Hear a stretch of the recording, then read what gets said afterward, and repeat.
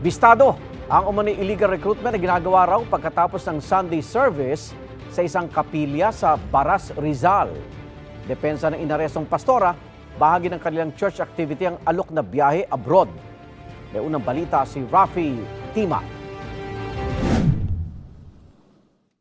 Hawak ang closure order mula sa Department of Migrant Workers. Pinasok ng mga kawani ng DMW at NBI ang kapilyang ito sa Baras, Rizal. Huli ang pastora ng kapilya na bukod sa nagpapalaganap sa salita ng Diyos, nagsasagawa rin daw ng illegal recruitment operation. Pagkatapos po magsimba, after po ng Sunday service, nag-orient po siya na, yun nga po, nag-offer siya na pupunta daw po sa Japan. Pero tourist visa lang po. Pero nangangako po siya sa amin na pagdating sa Japan, may trabaho po kaming dadatnan doon at ang sahod po namin is 70 to 100,000. Ang mga complainant, nagbayad daw ng tig 40,000 hanggang 60,000 pesos. Pero ang kanilang mga dokumento, pawang peke umano. Nung pumunta po kami sa airport, 27 po kami lahat.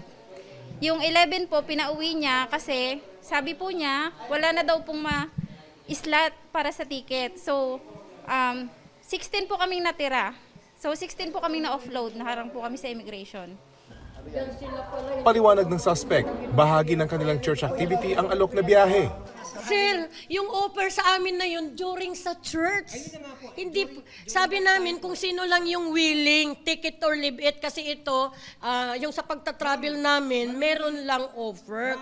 Ito po sila na nagbigay po ng contribution, nakalagay naman po doon round trip ticket nila bilang turista.